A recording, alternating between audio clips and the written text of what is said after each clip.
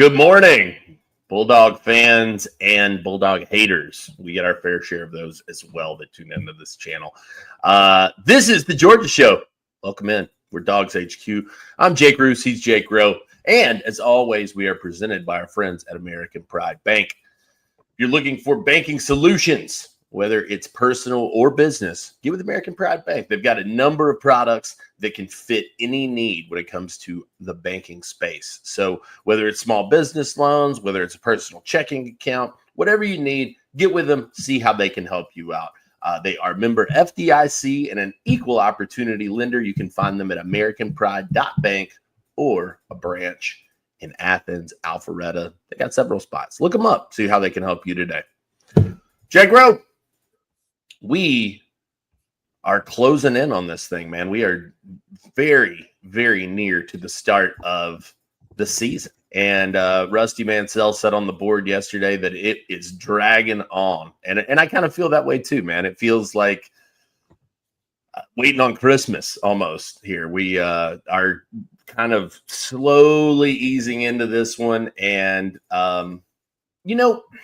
this has felt like a particularly quiet preseason camp to me. Has it felt the same to you? Not really. It has felt pretty normal. I feel like, it's the reason it probably feels quiet, knock on wood, and I do have a wood desk here, is the lack of injuries. The lack of being able to talk about and pour over and impact analysis. One of the things you do in media now, if you're aspiring out there and you're, looking to start a blog, lots of people have sports blogs, Jake. That was the advice Jake Roos got when he decided to make the move make a foray into writing about Georgia football. Is some sage advice was a lot of guys have sports blogs, Jake, so you're not going to make it. Look 10 at years him. on. 10 years on. Yeah. One of the things about it is when big events like that happen, when news happens, you surround it with a bunch of content. People are trying to figure out what's going on. So you write about this and you discuss it and you do all this stuff. And those haven't been there. So that's probably a big reason why it's felt, pretty quiet. But ultimately, if you've been over at DawgsHQ, and man, I got to say, a lot of people are. If you aren't signed up, you're missing a big group of people that have signed up here recently. And we're really thankful for that. It's $1 for 7 days. And, you also get a complimentary membership to The Athletic for a year as well. The intel has been huge for us. It's been flowing in consistently. I feel like this has been probably the best preseason camp I've ever covered ever when it comes to being able to gather information and premium information coming out of a practice or a scrimmage. I can see that. I guess what I mean by that is I feel like we have had to analyze like two spots to death because it doesn't feel like there's like a ton of, jockeying for who's the first team guy, right? We've been able to dig in and find out who's performing. I think also we've, and maybe this is a bad thing. Like maybe this is something we've missed on, is we look at receiver, right? And we don't really care who starts. We know who's going to play. And maybe we should be diving a little bit more into that, and running back and linebacker and things like that. Instead, we've more focused on safety, guard, and cornerback. Which are the ones where you've kind of got some real open competitions as to who's gonna start, as opposed to kind of digging into these positions where for the most part who's gonna play, but you aren't really breaking it down into its smallest pieces. What that situation looks like, and that's something we should probably put on the we don't have it on the agenda for today, and I'm sure we would probably touch on some of it. But maybe that's something we can kind of get into a little bit next week, because obviously, I want to talk about another content thing. There's just certain content that I do for Texas and Alabama or Auburn that I'm just not going to do for Marshall. Like it just doesn't make any sense to break down who has the edge for Georgia Marshall. And no offense to the Thunder and Herd. I would love to read that from you because I I'm looking for somebody to give me any in-depth intel on Marshall, because I don't know how anybody knows anything about, including the people who are familiar with the Marshall program, given how much dirt. Because I love you like I do. When you said I would love to read that from you, I said I made up my mind that I was going to do it. And then you brought up why you wanted to read it. And I was like, no, I'm not going to do it because I don't know that I can learn a whole lot about Marshall right now. I don't necessarily want to go look at the roster, find out who the projected right tackle is, and then go back and see where he played, look up some PFF numbers that I don't necessarily believe in the grades anyway, because they don't do a good job. They do a great job of like compiling snap counts and alignments and stuff like that. I have a hard time getting down with the grades based on all the stuff that we've heard from coaches in the past. But it's just, I think another part of it being a quiet preseason, Jake, is there's not that massive game one. That we haven't done if Georgia was playing, Florida State or Clemson, we would probably be doing, a 10-part series on breaking down the opposition, and you're not really doing that either. So there are a lot of different factors that roll into that. But one of the main things we got to get to today is preseason camp is over. Not that Georgia's not still a little bit in camp mode, because they're probably going to start working on Marshall here either today or tomorrow or something like that. But camp, for the most part, hays in the barn. Everybody's had a chance to show what they can do. Now the reps are starting to kind of go one way or the other. And I wanted to talk about the risers and fallers from Georgia preseason camp. And, you had a really good DawgsHQ inside the other day on the site that, I always think you do such a good job of putting that in digestible format so that people know, what they're looking at and it's easy to read. I liken it to those books we used to get, and you read a book for something in school. It's got big words in it, like not long words, not $10 words, but like kind of bigger words, so I can get through chapters quickly. So you kind of do it like that. You write in third grade format for some of these folks, and it works. And I wanted to see kind of and get you to start us off here. Give me a riser. Give me somebody that, and listen, we're going to talk about fallers too. We do the hard hitting stuff on the Georgia show, but let's get to the risers first. I mean, I think you got to point to Adrian Maddox probably first and foremost in terms of fall camp. I think that he's probably the guy I feel like has maybe gained the most. I feel going back to spring that we began to hear whispers about Juan Gaston, even back then, once he hit campus, people were like, hey, this guy may be real deal.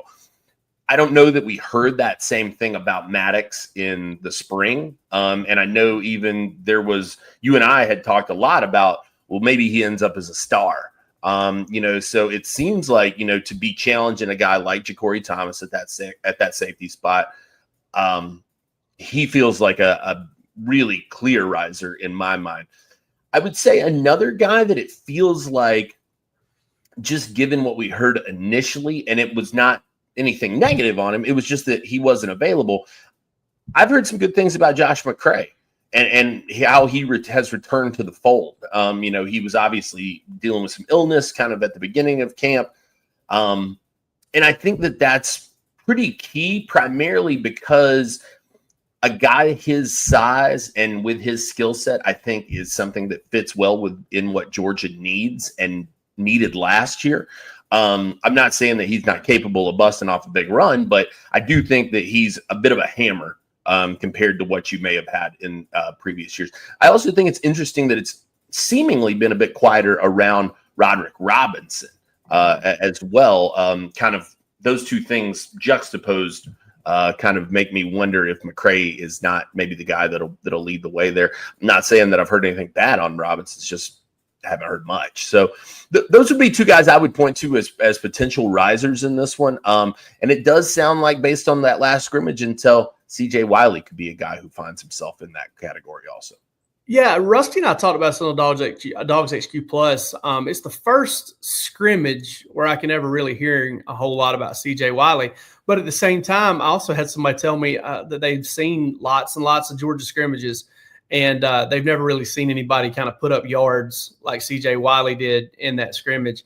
I don't think those are bad ones. I will say this. I haven't heard a ton about Josh McCray, and I don't know how many full practices he's been able to put. But obviously, if there's some talent flashing out there, you're going to have people that are going to kind of put it together and talk to you about it. So, I do think Josh McCray will be a part of the plan eventually. And as much as I know folks are, hey, there's something right, there's something not right here, it's very straightforward. I mean, he started camp with, if I'm not mistaken, it was kind of a gastrointestinal type of issue. I initially thought it might be COVID because I knew that was kind of some stuff going around. You know how contagious that can be. I don't care what you think about the severity of it. I'm not trying to get into all of that. I'm just saying, obviously if that's kind of moving, you don't want something like that to tear its way through the whole football team. So you might decide to, hold a guy out for a while. It was not that. It was more of a gastrointestinal deal. It took him a little while to get over it. It took him a little while to get his strength back, his conditioning back. If you've ever had one of those deals, you know that it can zap all sorts of stuff. I mean, Jake Roos used to have them all the time. Bad clams. Yeah, bad clams. Been in the emergency room a couple of times with Jake Roos back when he was having some stomach issues and, back when he would hallucinate, basically, and he was feeling so bad. But I do want to kind of put that out there that there really is no funny business going on with Josh McCray. I'm sure he's got his own stressors in life and stuff like that. But this is nothing, that's weird. It's just an illness that set him back, and it took a little while for him to get back in the fold.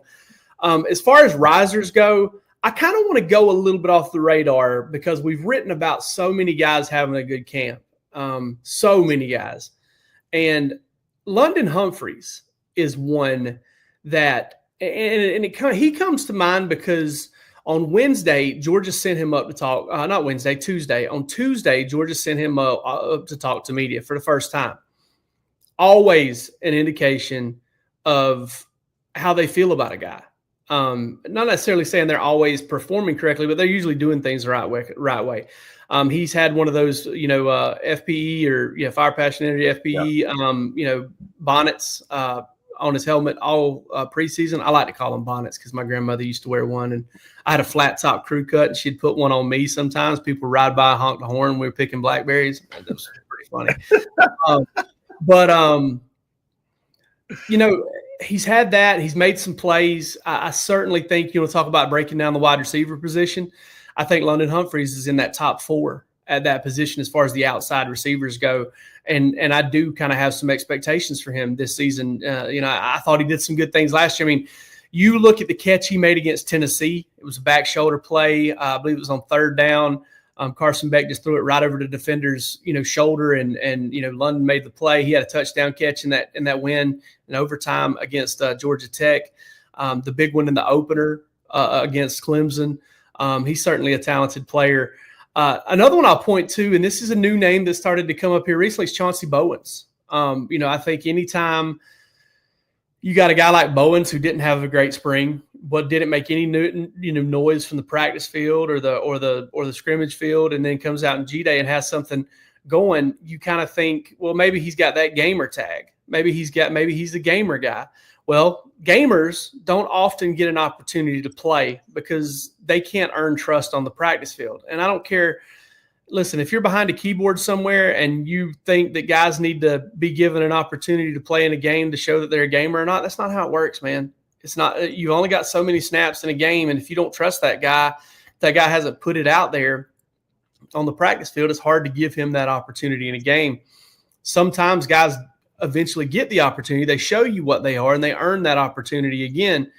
But it sounds like he's becoming a better practice player. And I know if you're a good practice player at Georgia, you're going to get on the field. And so anytime a guy moves from not being a good practice player to being one, I know how much that means in the eyes of the Georgia coaches. And I think that's a pretty big deal. And then you've got guys like Juan Gaston who also fit in there. I think J.J. Hahn is another one. A lot of number 2 reps. One that came to mind too, out of mind, was based on a note that I got the other day.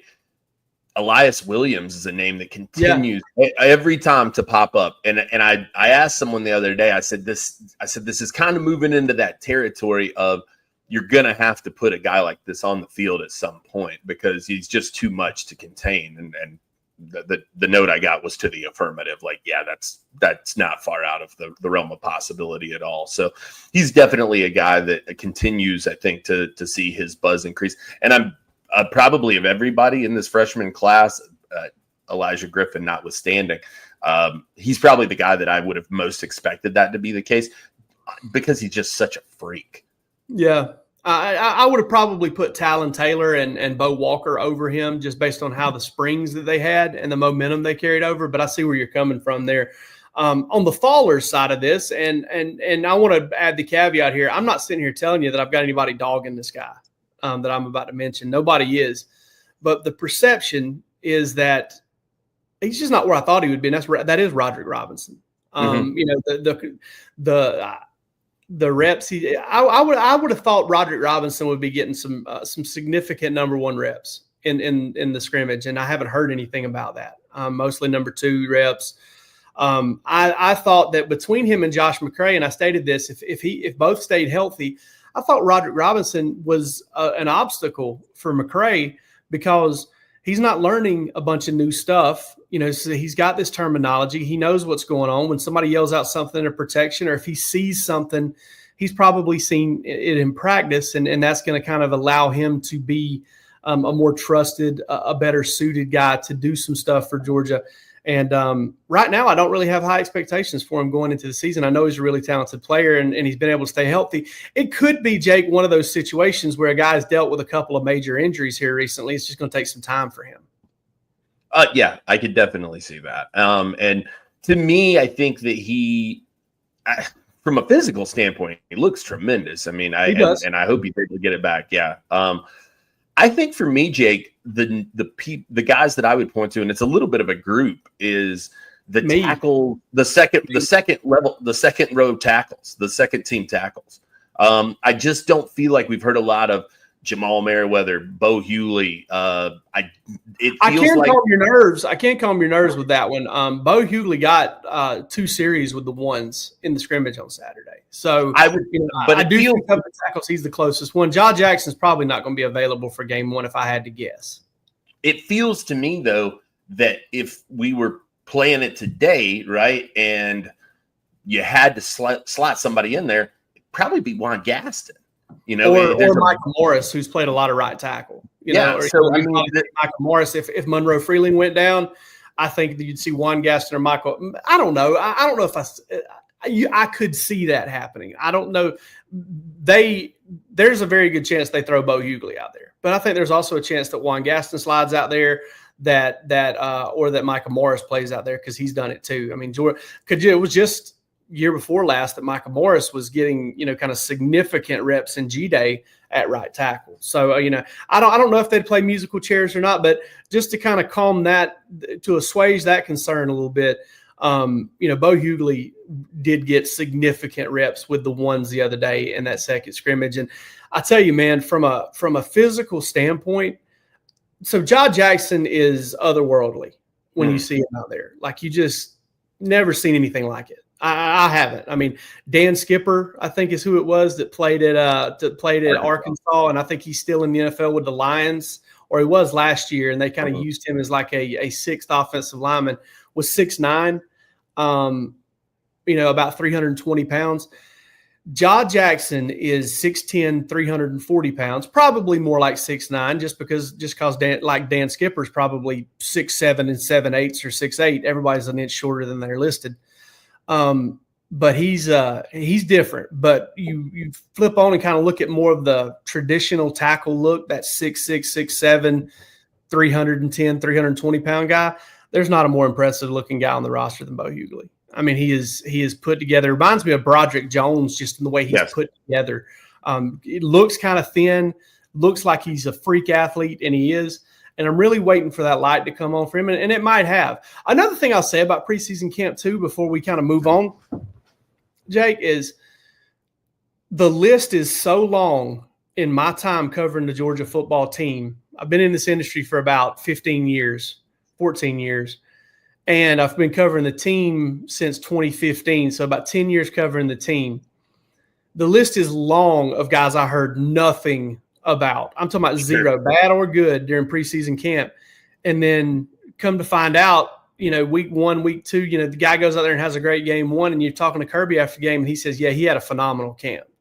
Because we talk to people that are out there watching, right? We talk to people that are, and we get information on who's working with the ones, who's working with the twos. We draw inferences from what we see, who's making plays, who's not. But those coaches go in there and they watch the film and they get a close look at it. They get a detailed look at it as to who's performing and who's doing really good things. And those things don't trickle out if it's just the coaches making the assessment. They're not over there. Contrary to what people believe, sometimes the coaches aren't feeding us information to try and get us to report something specific. They'd rather us just not know it all. Sure. Yeah, that's completely fair. And like I said, I think that it's important to mention here that we're not like crushing on any of these dudes. We're not saying that they're way behind. Like I said, I feel like maybe Juan Gaston's momentum has been so significant that perhaps he has put himself in a position to maybe pass those guys. But I agree with you on Bo. He was a guy and even coming out of high school, the favorable comparison, I think, was Broderick Jones in terms of just how he's put together. And he's bigger, like he's significantly bigger. He's a couple inches taller. I mean, but Broderick Jones was like a true 6'5", and Bo Hughley's a true 6'7". And Bo came in probably a little lighter than Broderick Jones did, because I believe Bo was right around 280, 275, 280 when he got to Georgia. He got his weight up during the course of that first season because he was a summer enrollee. He got his weight up over the course of the season to over 300 pounds, tore his labrum in practice, lost about 20 pounds during the rehabilitation process. Because if you're a guy that's trying to put on weight, if you're not lifting upper body, it's really tough to keep your upper body weight up and kind of keep that weight up. And then he was able to get back up to that. It sounds to me like the way the scrimmage went the other day with Micah Morris moving out, and you reported he had a little bit of a hand injury, that undoubtedly he probably pushes through if he's fighting for a starting job, but they know what they've got, so they don't have to. It's a luxury. Yeah. Michael Looney slid in there at left guard. The number of reps there makes me think that at very least in these first two games that they're probably going to try to get a little bit of a rotation going there. I wouldn't be surprised to see them also do the same thing with Bo Hughley at right tackle, especially in these early games, because Monroe Freeling and Ernest Green have played so much ball. I hesitate to say this because I know it's real live football, but to some degree, these will be extensions of fall camp. Marshall and Austin. This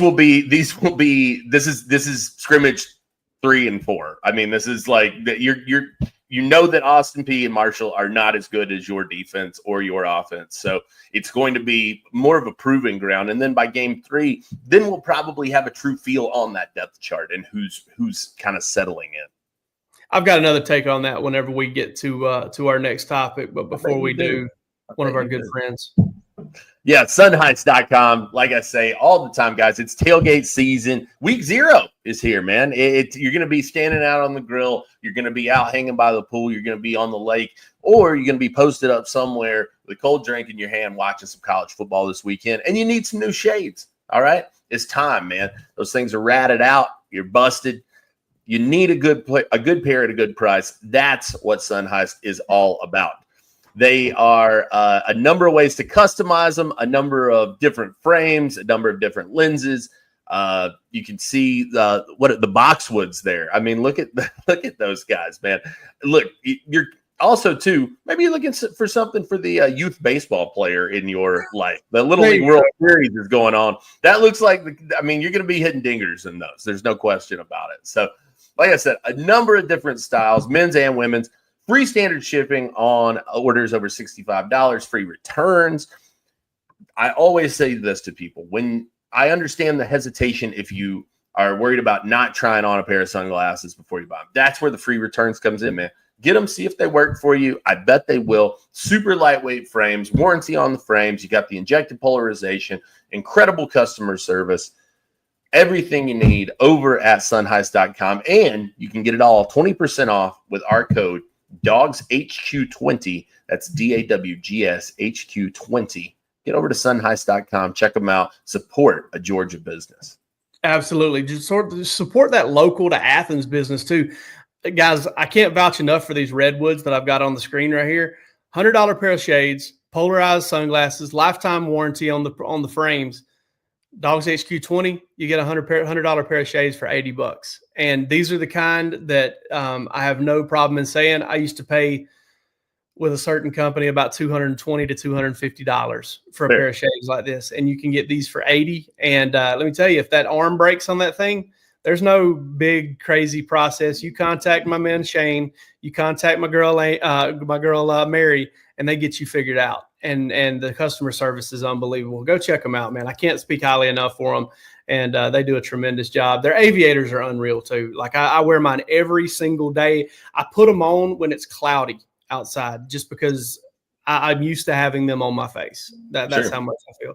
So I was talking about this a second ago, setting the expectations for Georgia in 2025. And I want to start with the first two games, because DawgsHQ Plus gave a little parting shot. Rest in peace, Dick Shapp from the Sports Reporters back in the day. My thing was, there's no excuse for Georgia not kind of handling business in those games. But I also got to thinking about that, and sometimes I watch the episodes. It's hard to see myself. It's hard to. I don't look in the mirror. I feel that way being on the air with you all the time. I know, buddy. I know, and it's even harder to hear myself. But I almost have this feeling that maybe it's not the worst thing in the world for Georgia if they face a little adversity and struggle a little bit in those first two games too, because I just think it's always a good thing for a team to have its mettle tested a little bit. But my expectation though is that whether they're holding stuff back or not, they will be. Whether they're playing a lot of players or not, they will be playing a lot of players. The expectation is Georgia needs to come out and show us in game 1 and 2 against inferior competition that the issues that plagued you last year aren't going to affect you in those particular situations. At the very least, that's where it starts. Let's crawl before we can walk. Shouldn't have problems, protecting the quarterback in game 1. Shouldn't have problems running the football in game 1. Should not have problems tackling Marshall or Austin Peay. You shouldn't have any problems, really. Now, I will say this, and I've mentioned this to a couple people. I do think that Marshall, just because of the complete newness of this team, in a way that we, quite frankly, I can't think of any example even close to this. I mean, 70 new players, new coaching staff. There's no film on these guys. I don't know how you even attempt to kind of go after this. Marshall's got a chance to probably throw a little bit of trickery at Georgia and something that Georgia may not be ready for. And so from the adversity standpoint, yeah, I can see where you're coming from with that. I think that probably wouldn't be the worst thing in the world for them. I think that what you have to do these first two games, you mentioned, they're going to do that. They're going to do that. Yes. To me, you got to set the tone these first two games of that running game. I think that was something that lacked so significantly over the first two, or over all of last season. You want to set the standard and say, hey, look, we're going to kind of get into this groove and we're going to be able to do that. I really don't have a lot of questions, Jake, about the passing game, because I think that even if Gunnar Stockton is just okay, that the weapons are so abundant in the passing game that if you can get it to a guy, you've got plenty of guys who can make a play with a ball in their hands. But the rushing attack is where a lot of that has to start. And you struggled with it last year in a number of facets. The OL wasn't blocking well. The running backs were thin. It was just a mess all around. So I think you've got to kind of set the tone there. And also, too, we talk about this a lot. I think you don't have to necessarily get back and record the sack, but I do think that increased pressure. I think that over the first two games, primarily because I think this gives you a springboard. If you can kind of smell some blood in the water, typically guys can kind of play off of that. So use this as a momentum builder, an opportunity to kind of get back there and get used to, how you're going to get back and affect the passer. Let's go Skip Bayless and Stephen A. old school here, because I disagree with you on the pressure part of it. And here's why. When a team is overmatched, and I've noticed this over the years, it's not just Georgia, it's Alabama, it's other really good teams. There's sometimes when you go out there and you rack up 10, 11 sacks against a team like that. The team just decides, hey, we're gonna drop back and try to throw the football. They just try to get the ball out so quick all the time. Sure. It's like, hey, let's don't get our quarterback murdered in game 1. And that's Marshall knows it's not going to come to Athens and win. Austin Peay knows it's not going to come to Athens and win.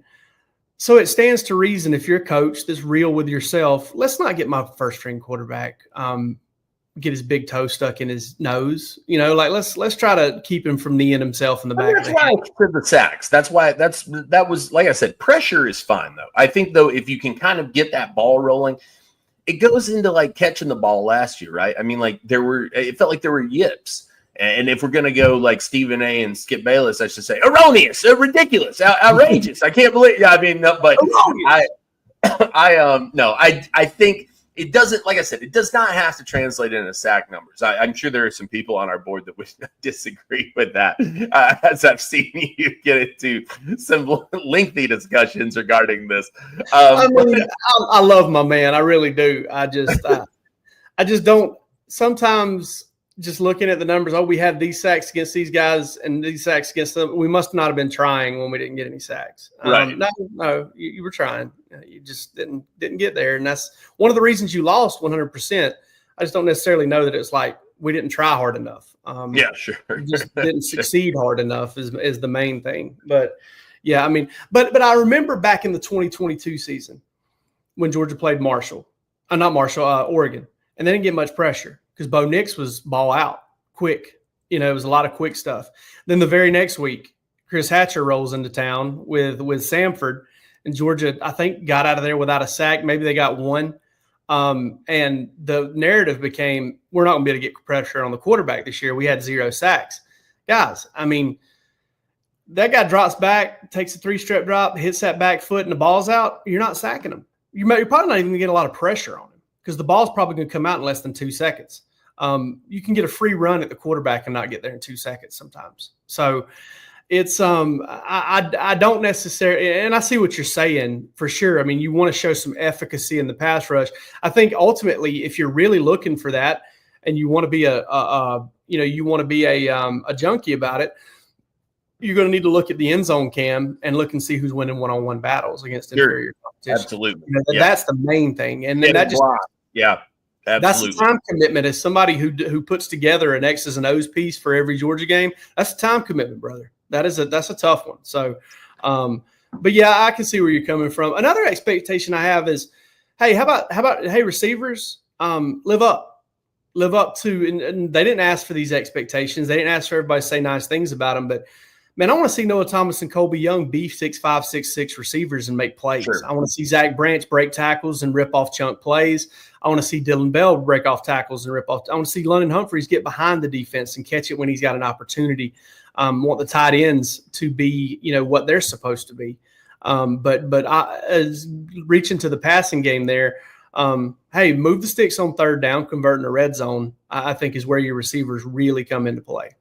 I'm with that for sure. 100%, man. And I think that if we're just talking, we're talking season expectations, I guess, but over the first 2 games, man, on the flip side of what I just said, keep the quarterback clean. You get back, hold your blocks, man.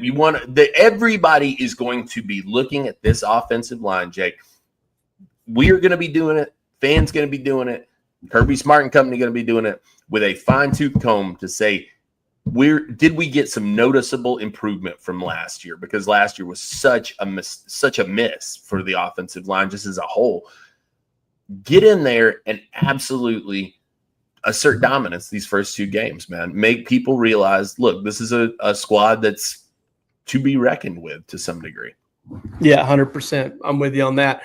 Folks, before we let you go, rowback.com, go use the promo code DawgsHQ, not DawgsHQ 20, Dogs20, and save 20% off your first order at Rowback. The new Georgia collection's unbelievable. It's incredible. I will say this, fits a little bit large for those of you that are out there. If it's just a little, I ordered and I actually had to send some stuff back because it just fit a little bit too big for me. Stuff that would normally fit. So runs a little bit large. So be cognizant of that, but Dogs20, and go check out that new Georgia collection over there. And listen, as we've been saying, there are opportunities to hang out with DawgsHQ very soon. And just a week later, I'll start with Redstone Market and Butcher off of Highway 129 going into Athens. I'd say what, Jake, about 15 minutes outside. Yeah. You come through that wherever you're tailgating. Yeah, you get through Pendergrass there. You know, right where what is that? Is that 85? It was where you come in off of. Yeah, you get right. Yeah. 129. It's the Jefferson Gainesville exit. Yep. Exit 137. Arcade's not a speed trap anymore. They got slapped on the wrist years back by the state for their speed trap practices. It's not, I don't believe you. I drive through Arcade every single day, just about. And it's not what it used to be. They got their forest got cut in half, I believe. So that's not the speed trap it used to be. Coming into that from that side of town is so much easier than coming in from the west side on College Station.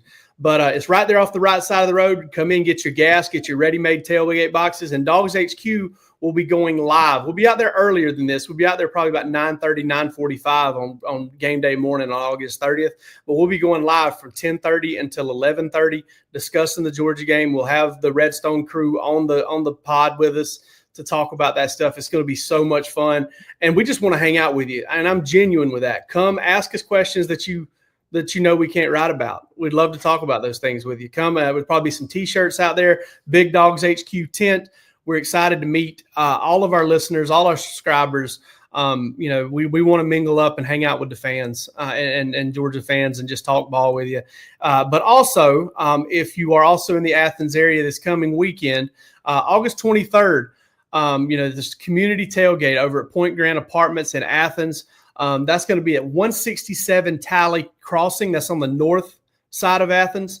Listen, it's so much is going on. We'll be going live from 4 until 5, but we'll be around longer than that. There's a raffle where with a chance to win a MacBook and a Yeti cooler. There's going to be an NCAA football 26, college football 26 tournament with a $250 prize, and you can sign up at the event. That's kind of how you get entered. And this is from 4 until 7. There's an open bar, food trucks, live music, pool, swimming, photo booth. And this is where they're going to get Jake Roos, the mechanical bull. You're not the man I thought you were if you don't get on that mechanical bull live here on I'm not getting on the mechanical bull. I don't want to end up like what's the running back from Alabama? Jam Miller. Yeah, I don't need a dislocated collarbone, brother. Yeah. I don't need one of those, show up and with a sling to Redstone the following week. So I'll just settle for not being the man you think I am, and I will not be getting on the mechanical bull. But I might get some video of somebody on it. Maybe we can get Rusty on it. Rusty's put together with screws anyway, so he might be good. But Rusty will be there with me. Be me, Rusty, Roos, and man, we're going to have a good time. It's going to be a lot of fun. We'll probably bring on some people there from Point Grand to talk about what they've got going on. But these things are really cool. And so much going on there. And it's just a chance, again, to hang out with DawgsHQ. And we really hope that you want to do that. But come out, and if nothing else, come get you a couple free beers and check out a good food truck or two. And it'll be a lot of fun. Absolutely, man. Hey, look, a lot going on, guys.